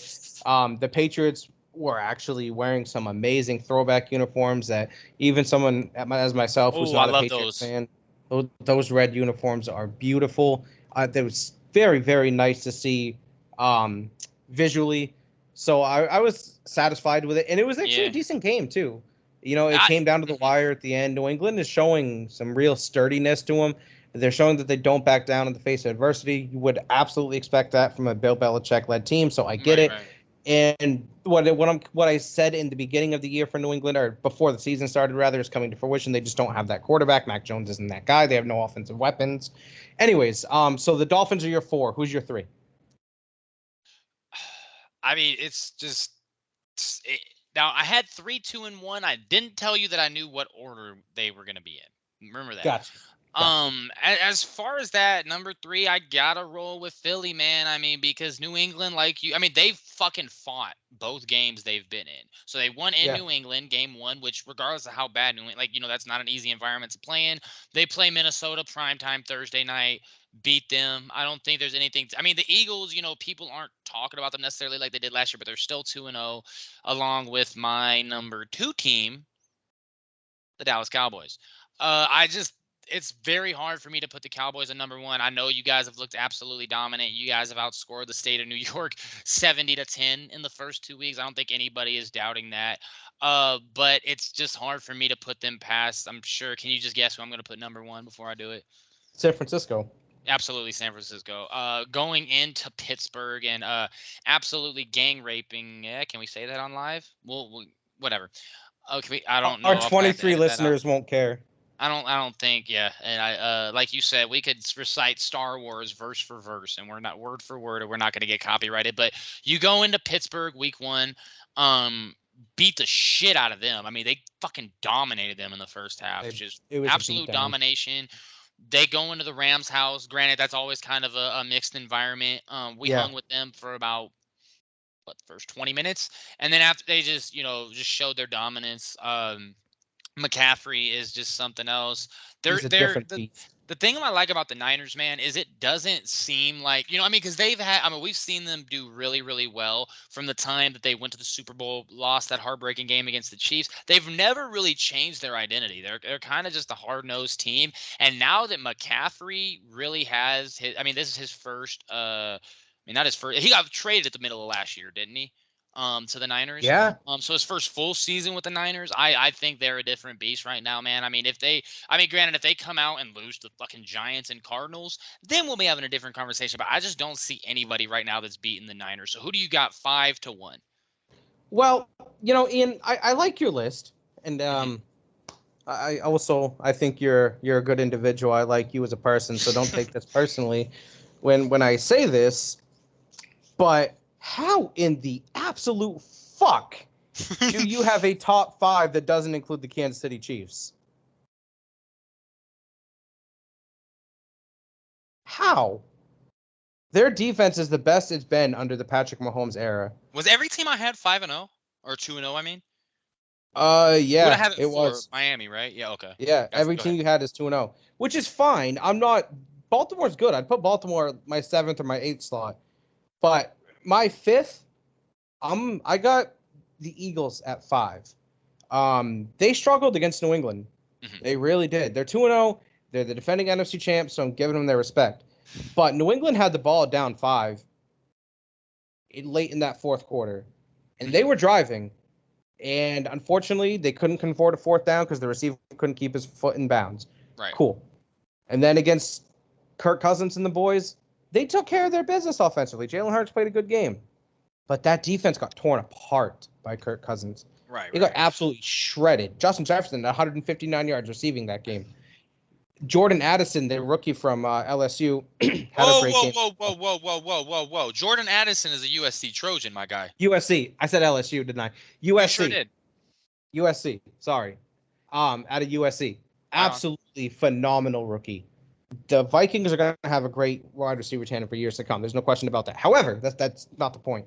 Right, The right. point is the Eagles' defense is very, very different than last year. It doesn't feel the same. They have a great pass rush still. They have a great front seven. I'm not going to dispute that. Their secondary is looking pretty weak right now. I'll put them at 5 just out of respect. At number 4, give me the Miami Dolphins. Their offense looks unstoppable at times. They have the 2 fastest receivers in football. Tua is looking extremely accurate. They got Raheem Mostert, who is a blaze of speed at running back as well. There is speed all over that field when it comes to the Miami Dolphins. Mike McDaniels, although his style of coaching probably throws a lot of people off because he's so chilled, Great so coach. laid back, Great phenomenal communicator. job with what he's done. Great communicator. At 3, This is where we get interesting. The thick of it. this is where the thick of it really starts to unwind. This is where it gets tough for me. At 3, let me see here. So far, we've gotten Kansas. 3. Give me the Kansas City Chiefs. Because we've gone to Philly, Miami. At 3, give me the Kansas City Chiefs. I'm rolling with the Chiefs at 3 for now. The reason is I believe their offense will kick it up another gear. I will never doubt Patrick Mahomes. Travis Kelce will get back into the full swing of things. Mm-hmm. I'm the first one to admit, outside of Travis Kelce, they ain't got a receiver that belongs in the top 50 conversation, even receivers in the league at the moment. So let's not get it twisted about that. But I have that much faith in Patrick Mahomes. I have that much faith in Andy Reid. And this defense looks very strong for a Kansas City-led defense. This is not something we're used to seeing with them. Chris Jones makes all the difference in the world in that middle.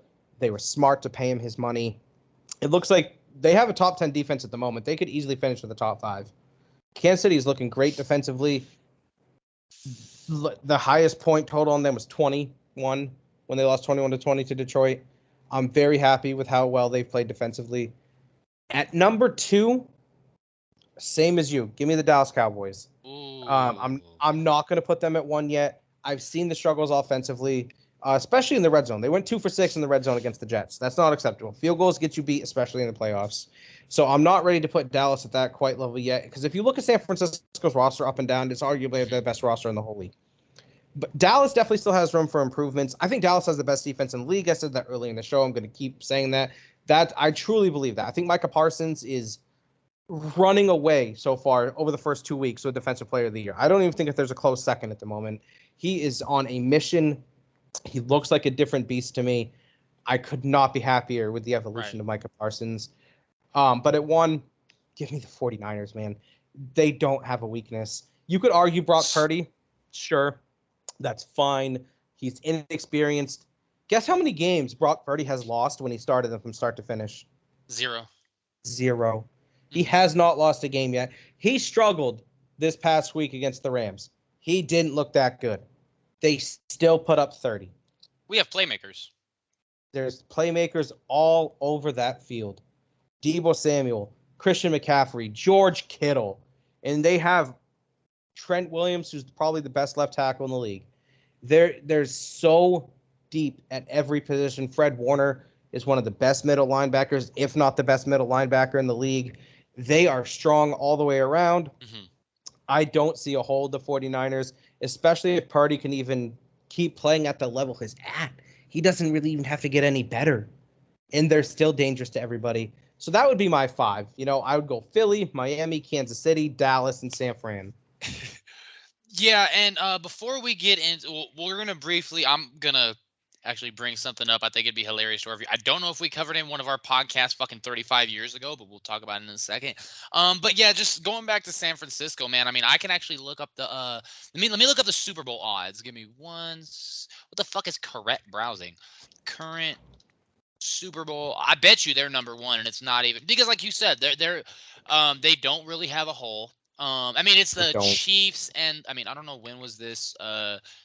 Let me see. Well, the Niners, they're saying the Kansas City Chiefs, Niners. Trying to see when this was released because, I mean, at the end of the day, the Chiefs lost to a Lions team that was pretty decent. They lost by 1. They lost on a primetime game. The Lions played their ass off in They that game. lost because Sky Moore covered his hands in butter before. Not Sky Moore. Kadarius Toney Kadarius Toney, covered his hand in butter before the game. That's all. Right, and you look at the pick. One of the picks he threw, the pick six, fucking right through his hands. Hit him directly in the hands. So I think, yeah, I feel what you're saying, and it looks like Vegas is kind of sharing the same sentiment. Let me see if my work computer will let me go on FanDuel. Please don't fire me. Yeah, it looks like the Chiefs are the current actual favorite to win the Super Bowl plus 600. The next are the Niners at number 2. Dude, honestly, right now I don't see anybody fucking with the Niners. I mean, shit, because my whole thing is because, like you said, right, it was Kadarius Toney decided to get oiled up before the game. Dropped but fucking dropped like 5 passes.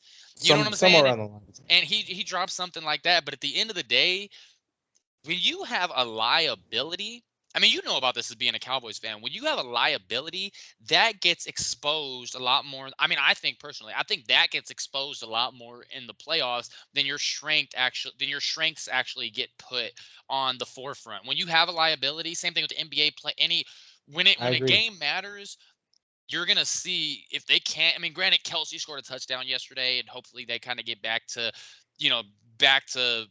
finally rolling again. But who knows if they? That's why this Week 5 game is so pivotal between San Francisco and Dallas. I know it's weird saying a Week 5 game is pivotal. Like, I mean, Week 5 is still a decent way into the season. No, yeah, I get that. I get that. It's weird saying it's pivotal for a Week 5 game at the same time, though, because there's so much time left in the season after that.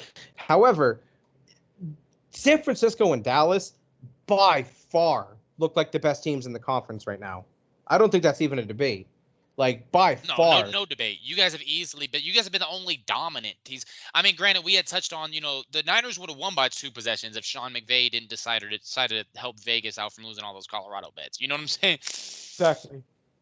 But yeah, man, I think as well. And because like I know you said it's kind of odd calling a Week 5 game pivotal because it is so early in the season, but the bottom line is both of those teams are they're in the same conference. You know what I'm saying? So it's not like you're gonna have a Week 5 game between 2 teams from different conferences. Maybe they mean exactly. No, this is gonna have seeding implications, I'm sure, down the line. I mean, because the odds of Dallas and San Francisco fighting it out on the last day for that number 1 spot, it's pretty likely. It's likely, as opposed to if you had, I don't know, Dallas against the fucking who's another good but not great NFC team. Dallas Seattle. That's a really good example. Seattle, like that's it's a big game, but this is gonna be a big one. You have 2 of the biggest franchise. Where is that game at in San Francisco? In San Francisco. Yeah, that's gonna be a tough one. Hopefully E40 isn't there. Bang bang Niner gang. Oh, I hate that fucking bullshit. Fuck them motherfuckers. But no, seriously, it's gonna be a really good game. I think that's gonna be I mean, like I said, man, San Francisco, they just play really, really tough. They have ever since they started fucking I mean, they beat us like 11 times in a row, but they just play hard-nosed football. I think Kyle Shanahan is really I just think he's the guy as far as being the. You got to think more than likely that's going to be 2 4-0 teams going at it. Yeah, unless one of you guys just completely shits the bed before that. But I agree, and that's going to be. I think it might be too early in the season to flex. It's probably America's game of the week, right? I'd imagine. It's already a Sunday night game. Oh, it's a Sunday night game. Oh, okay. So I mean, yeah. Oh shit, that's gonna be a good one, bro. That's gonna get some huge rate, especially if they both look like they have, because something's got to give. Imagine the game ends in a fucking tie, but no, that's gonna be a really good one, man. I'm really looking forward to this NFL season. Granted, we've had some parity across the different sports. Like last year, there was no dominant team, all the way through the. I mean, well, and you could argue Philly. I was always kind of personally waiting for the other shoe to drop with Philly. I was wrong. They obviously lost when they got to the Super Bowl. Philly looked really, really good throughout the year. They dominated the who they played, Minnesota, before they played the Niners, or the Giants. I think it's the Giants that got lucky and the Giants beat the Vikings. Yeah. Right. Because the Giants. But I mean, yeah, I think this season, we might have a dominant team with the Niners or the Cowboys, because the bottom line is you guys got to play Philly twice this year. We are not us. Sorry, we're not important anymore. The Niners are going to have to play the Rams again. Never and the Seahawks. and the Seahawks are going to have to go to Seattle. Seattle's going to have to come to San Francisco. They're going to have to play the 5th grade All-Star team that's different. But I think we might actually see a dominant team this year in the NFC, and that's all. A lot of it might be the tone might be set with that Week 5 San Francisco Dallas Yeah, showdown stuff. that's the biggest game of the year, I think, as far as implications for seeding, because this is of course all knock on wood, barring injuries. Barring injuries, of course. I don't see either one of these teams finishing worse than second in the conference. I think. Well, I mean, you could argue Philly, of course, that's always tough too, because Philly, if they can get back to what we saw Philly last year, you got to think Jalen Hurts has as many turnovers already this year as he did through the first 6 games of last year. So it's not like Philly's this unbeatable powerhouse either. No team in the NFL is an unbeatable powerhouse. Let's get that out of the way right now.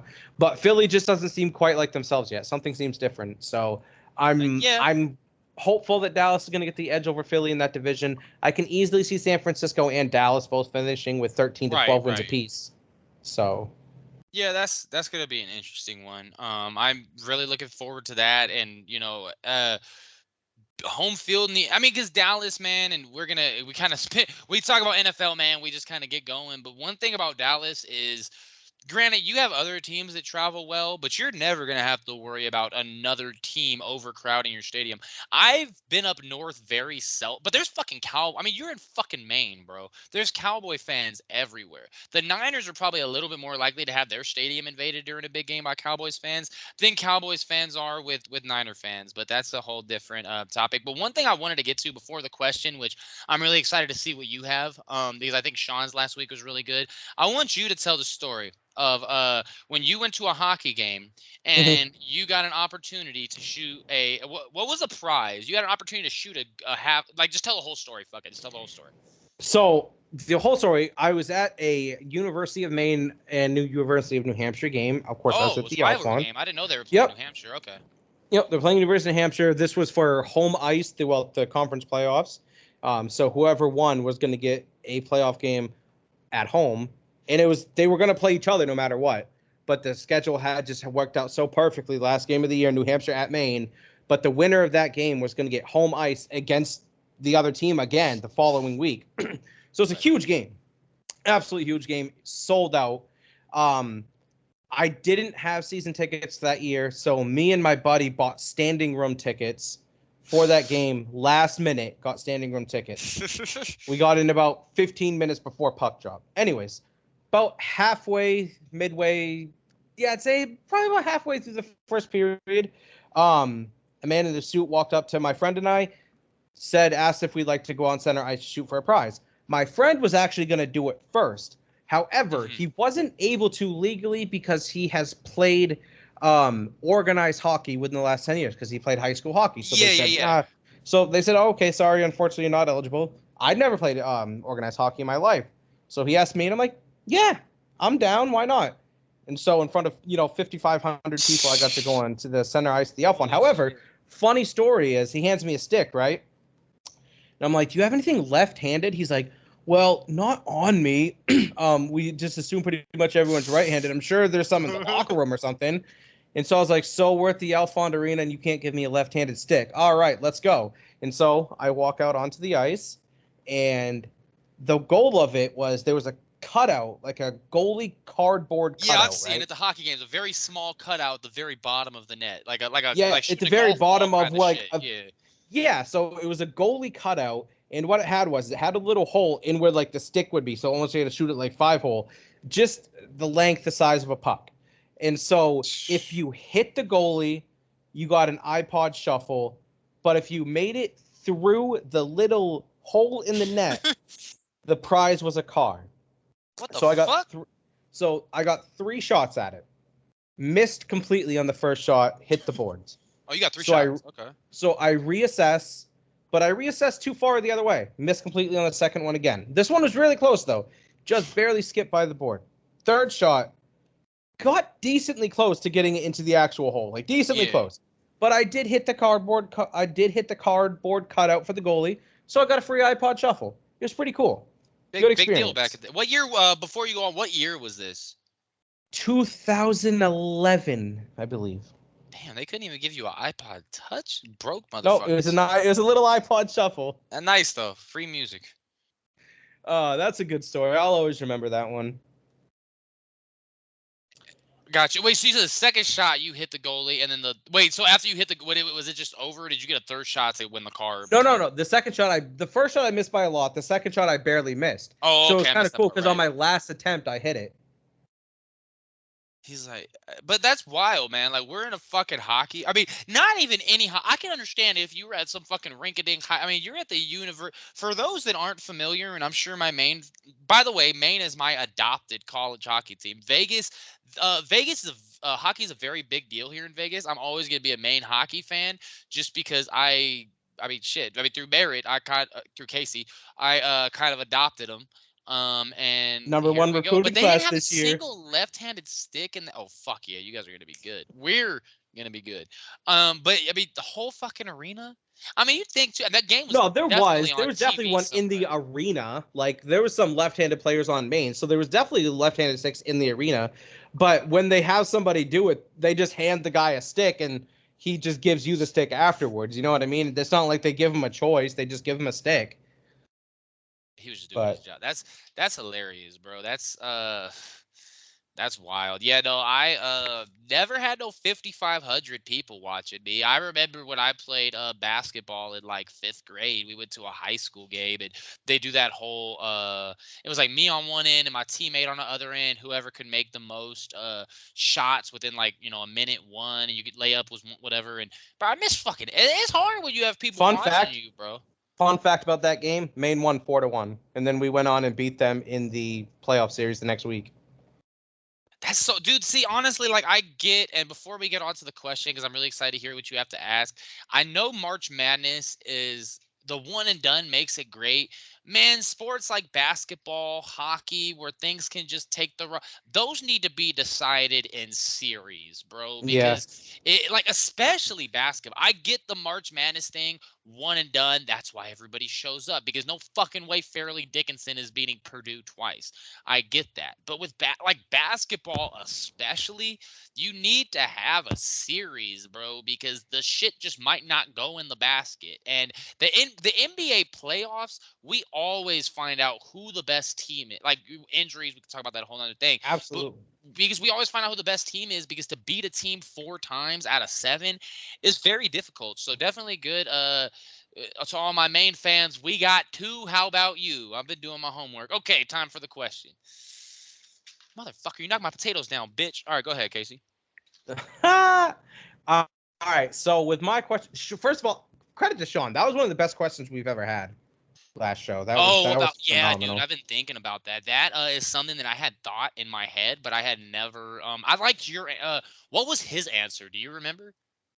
The 1979 championship game between Michigan State and And yours was Indiana. a Miracle on Ice. That was a Yeah. really good one, and I was like, "Fuck!" Like I, not gonna say I would have thought about that one, but I might have if you didn't. But that was a really good one. Give me just So one. It's cutting out. Give me 1 second.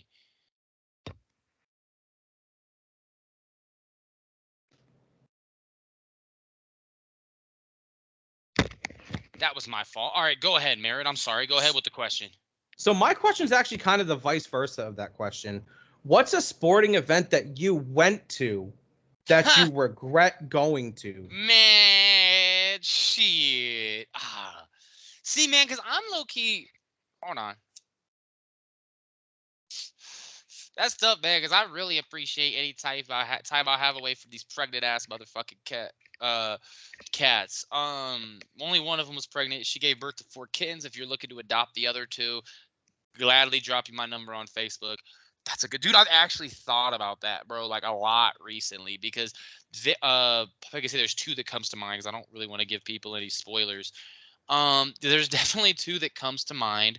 Obviously my son's game that finished 6-4 was. I'm just completely kidding. He's fucking 6. And I love my son. He was hooping on him. He did the gritty after he scored a touchdown the other day too. But oh yeah, he gets sturdy with it. He started grittying. I'm like, okay, fucking Mike Gesicki.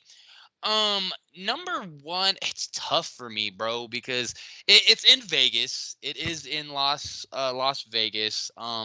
And I've been thinking about that, like, which was worse, man? Like, because so I'm just gonna tell you the two I'm picking from. So I went to a G League Ignite game last year. Fucking dog shit. Nobody in the arena cared about the game. I forgot there was a fucking basketball game going on. Like, cause during the game you have the little music, but it seemed like nobody was watching the game. My number one though would have to be the XFL game that I went to, the first ever, not first ever, but the first from the new edition of the XFL, the Vegas Vipers against the DC Defenders. Terrible environment to watch, a terrible stadium to watch football in, Okay. bro. Like, it was just absolutely uh that's a really good question, by the way. Hats off to Merritt. But it was, I mean, granted, I had seats in row ZZ, and I don't know if the Z is the last letter of the alphabet, so I was above that. But the stadium, bro, it's where the minor league team, the Las Vegas 51s, used to play before they relocated to Summerlin for their really nice ballpark. So it's very conducive for baseball. Soccer doesn't seem like it'd be terrible to watch there, but bro, I mean, granted, you buy seats like that, you don't think you're going to be that far away from the action. But even because I was on the to provide a bit of context, the sidelines were on the I'm trying to think of just directions, because I can imagine the feel in my head. So give me 1 second. The sidelines were on the north side of the field. Like, I'm just thinking in terms of the way the directions are in my head. The sidelines were on the north side of the field.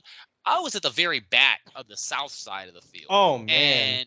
And it's also a baseball stadium, so not only that, but you have a huge gap between where I was and the south, not whatever, the south side. I'm just thinking of directions, like where the streets point, whatever.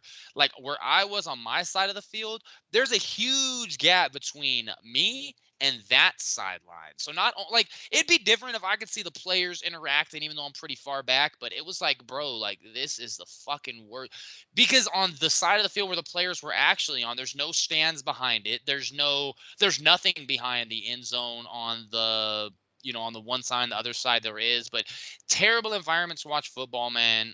Just not terrible environment. I mean, the fans were I somewhat got into you. it, but it's just, it was just not very not a bad experience. Like, the people seemed somewhat interested, but it was just very just from a viewing perspective, from the fact that it um just, I don't know, man. Like, they got their ass kicked, the fucking shit. Funny thing though, I will say this. I mean, because all I can say about the experience is that it was just so. Number one, the stadium was not meant for football. They actually just moved out of. I think I messaged you with Sean the other day. Like, they actually just moved out of that stadium. They're still trying to see whether they're going to keep a home in Vegas or whether they're going to actually move out of the state or move to somewhere else, whatever.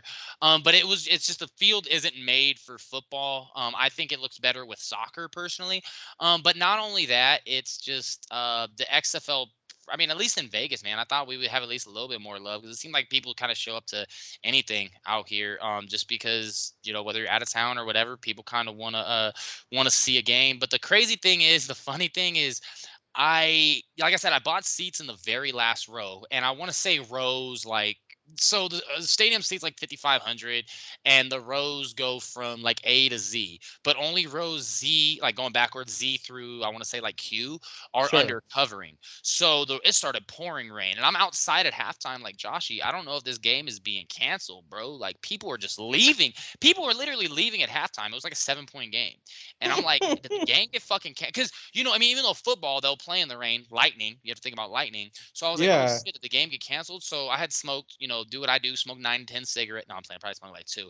But I walked back in the stadium, and everybody is standing under the canopy on the concourses, and I just walk right up to my seat, like, oh, now I kind of am glad I bought these seats. These motherfuckers, stupid motherfuckers, standing up thinking they got good seats, and they only, but it was just terrible, man. Very That sounds bad like an awful experience. But experience. what about you? Because I know you've gone to Maine hockey games, you've gone to Patriot games, you've gone to, I know a page, I don't know how many you've been to. You've been to hockey games, you've been to, maybe you've been to like, what's your worst experience going to a sports game? I'm really interested to hear.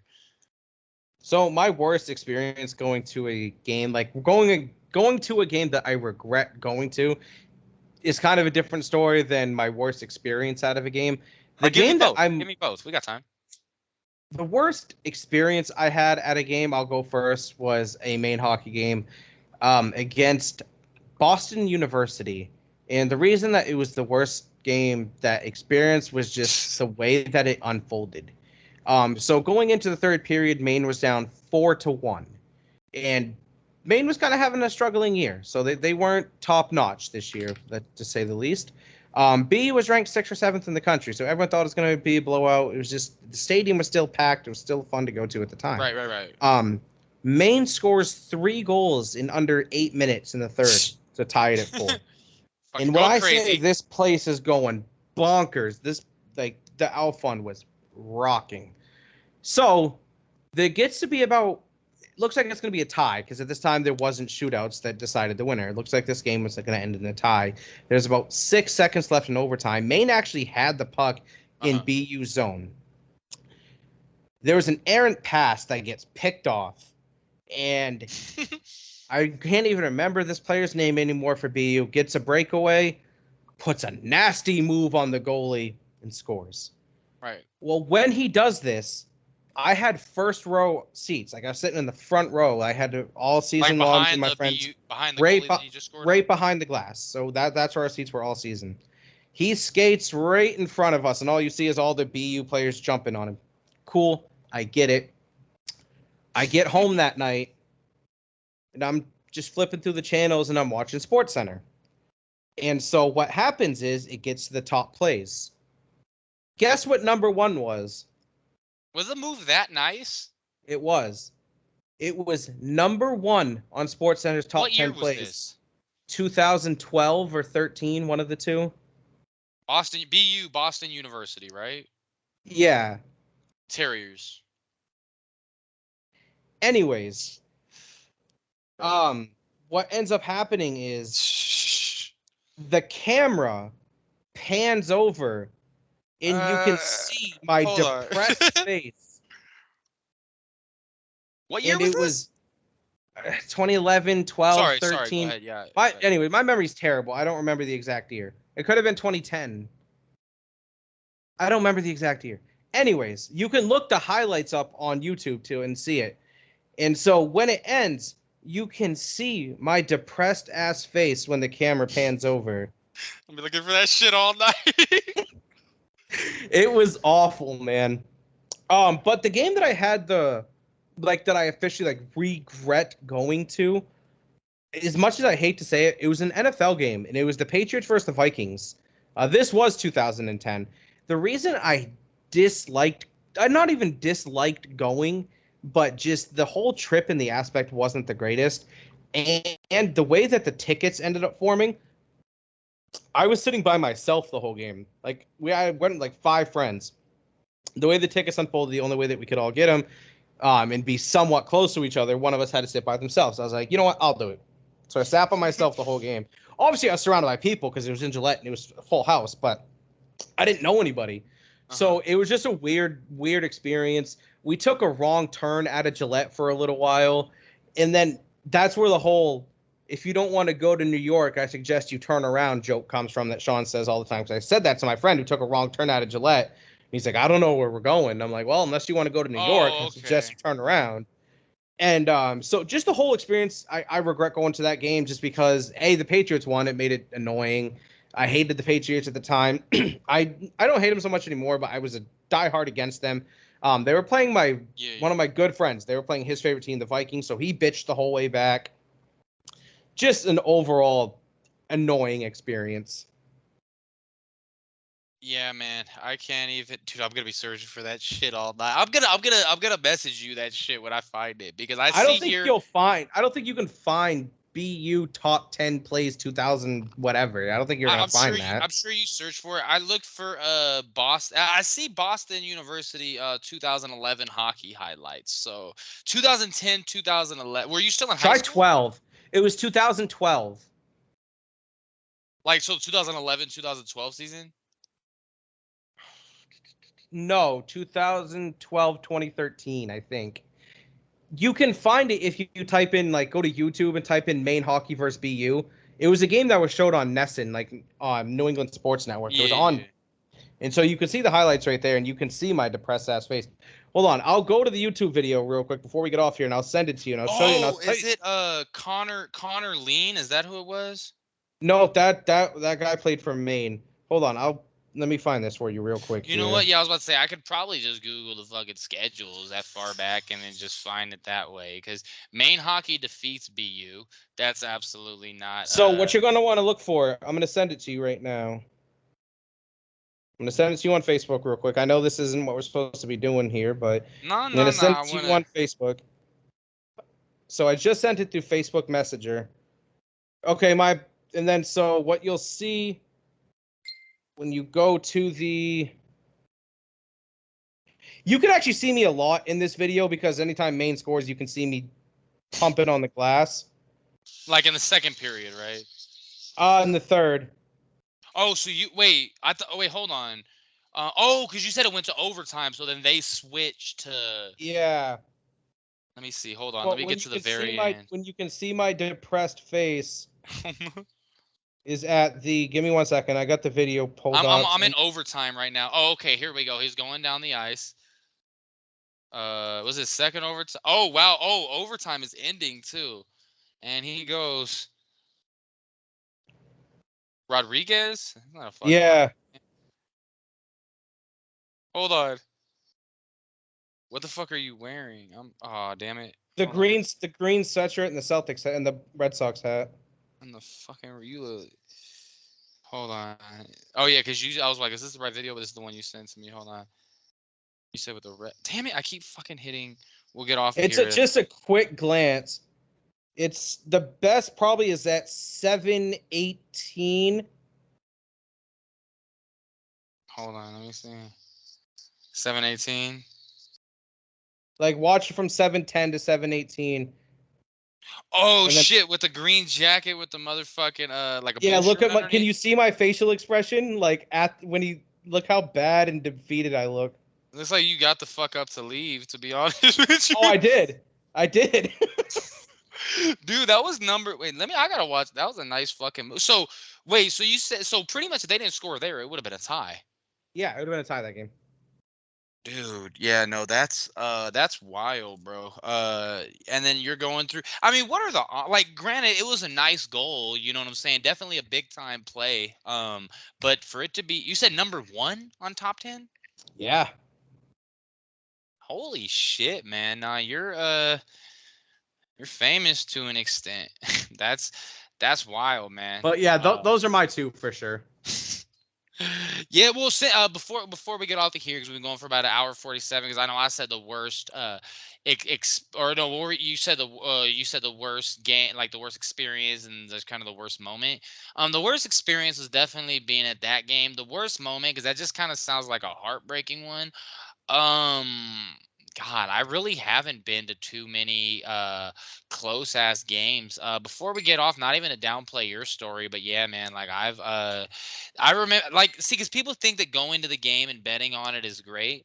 But as far as if you bet on a game, bro, and that shit like if your bet loses when there's still time in the game, you just fucking leave. Like I bet on UNLV with the spread or the under, and it's the second they hit the over, bro, I walked the fuck out of the arena. First ever UNLV game. But yeah, no, that's hilarious, bro. But God, we kind of did just bullshit here at the end, man. But definitely appreciate you, man. Appreciate all of our fans. We did ask you guys. I just want a public service announcement. We did ask everybody if you guys would like to have your question featured on the show. I want to be on the show and get a motherfucking response at all. So I'm just playing, man. No, we really in all seriousness, we do really appreciate you guys, man. The engagement. No, we don't. Fuck y'all. Yeah, no, for real. Fuck y'all. That's what I really meant to say, but PG. But for real, man, we really do appreciate you guys, man. I feel like for like what the 98 people that we do have, it's really, really engaging. So I just want to say that I appreciate everybody, man. I want to, give shout outs to, Nick Mitchell, Ty Eccles, David Patrick, Justin, obviously been here multiple times. I just don't want to miss anybody, man. So if there's anybody that I forgot, I really apologize. But you guys, man, are, the reason why we put so much effort into I don't know my football as much as a lot of people, but the reason we really care a lot about making the show as good as it can be and just as entertaining as it can be. So yeah, we really appreciate you guys, man, and we really hope to engage with some of you guys, whether it's on the show or having like answering your guys' questions. Mary, do you have anything just before we sign off here after hour 50? Well, the only thing I would really have to say at this point is, guys, we really do appreciate you engaging on the Facebook. Come join the show. Like, come talk sports with us. It's a good environment. We're gonna veer off and talk about 50 different things, so that's how this show operates. Come join. Stop being a pussy your whole life. Yeah, no, I agree, Merritt. There's no worse way to live than than not coming on to mixed reactions. I mean, I could think the number one worst way to live is with HIV, and number two, the worst way to live is not taking the chance to be a part of this great podcast. I gotta delete that part. But anyway, we really appreciate you guys, man. Until next time. And then also Stay funky. Sean. Yeah, Sean, we miss you as well. Justin, you're a part of the Mixed Reactions group, man. Anytime that you want to get on. Speaking of Justin, Mhm. I reached out to him to see if he could do a segment tonight. He had a complete legitimate reason why he couldn't. Shout out to Justin's wife. Yeah, It's her for real. birthday. Oh, yeah, no, definitely shout out happy birthday to Justin's wife. You guys definitely be safe out there. But any of you guys, man, like we really just enjoy talking sports. I don't really care about I don't care if you differ in opinions as long as you just like talking about sports. Even if you do as I say, as long as you keep it respectful. Now, I don't care if you get disrespectful. I mean, that's what it's all about. If I can't call you a Exactly. bitch for liking a certain team, then I don't really know what we're doing as friends. So until And next time. before we sign off, I just have 4 words. Dilly dilly, fuck Philly. I thought you were gonna say how about them Cowboys? Yeah, that's 4 words too. And I have 2 words. The Rams are gonna beat the Bengals, and it's not even gonna be close. Good night, Canada.